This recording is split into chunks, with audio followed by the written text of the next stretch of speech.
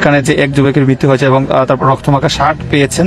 ইতিমধ্যে যারা প্রশাসনিক কর্মকর্তারা আছেন তারাও এটাই আসলে জানার চেষ্টা করছেন এবং অনেকক্ষণ থেকে তারা এখানে এসেছেন এবং এখানে স্থানীয় যারা রয়েছেন তারা যতটুকু জানিয়েছেন আমাদেরকে, আমরা যতটুকু জানতে পেরেছি স্থানীয় লোকজন এখানে একজন যুবককে চিৎকার করতে শোনা যায়, তখন তারা আসেন এবং তাকে রক্তমাখা শার্ট অবস্থায় পান এবং তারপর কিন্তু তারা তাকে জিজ্ঞাসা করেন।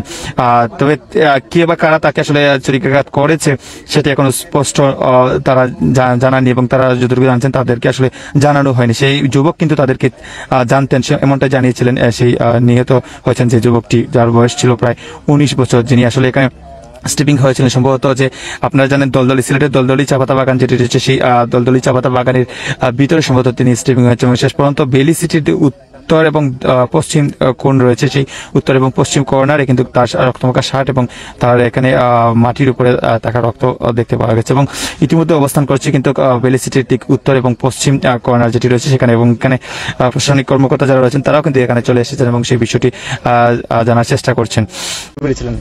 আমি এখানে দেখলাম খালি ভাই ভাই কয়া মানে বাসান বাসান বাসান বাসান কয়া দৌড় দিয়ে আইলাম, দৌড় দিয়ে দেখলাম হ্যাঁ পড়ি দিছে। বাদে আমি দৌড় দিয়ে আইলাম, আমি আশেপাশের মানুষের ডাক দিলাম, চিক দিয়ে মানুষ জড়ো করলাম, জড়ো করিয়া বাদে আমি কইলাম ভাই মাস্টার বাঁচান আগে। আমি বললাম কি হয়েছে ভাই? তো বলে এরকম ঘটনা, আমার তো পাড়া মারিয়ে চলে গেছে। আমি বললাম চাই আপনার চিনের নাম বললাম আমি সব কিছু চিনি, আপনি খালি আমার বাঁচান। আমি বললাম আপনারা লইয়া গেলে আমার বিপদে পড়বো, আপনি যদি রাস্তাঘাটে মইরা যান তা আমার বিপদে পড়বা।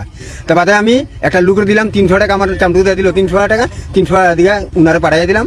এখন মরলো না বাঁচলো না আমি কিচ্ছু জানি না। লোকটিকে তার নাম বলেছে বা নাম বলছে, কারা ছুরিকাঘাত করে সেটা বলছে না, কিন্তু কোনো কিছু না, খালি নাম চিনি আমি লোকটা চিনি যে আমার আঘাত করছে, আমি তার নাম কিছু বলেন না। আপনার নামটা কি? আমার নাম নিমু। কি করে? আমি বাগানে কাজ করি, বাবুর্চি কাম করি। আস্থা বাগানের মানুষ কইতে পারবো এরা যে বাবুর্চি আমি। প্রশাসনিক কর্মকর্তা যারা রয়েছেন তারা আসলে অনেকক্ষণ থেকে কিন্তু আসলে রহস্য উদ্ঘাটনের চেষ্টা করছেন, তথ্য সংগ্রহের চেষ্টা করছেন, কে বা কারা জড়িত সেটিও আসলে জানার চেষ্টা করছেন এবং আপনাদেরকে আসলে দেখানোর চেষ্টা করছি। আপনাদেরকে আবারও জানিয়ে রাখি, আজ রাত প্রায় 8টার দিকে কিন্তু এই ঘটনাটি ঘটে, অনুমানিক 8টায় ধারণা করা হচ্ছে এবং এখানে স্থানীয় যারা রয়েছেন তারাও আমাদেরকে যতটুকু জানিয়েছেন আপনাদেরকে একটু জানানোর চেষ্টা করছি।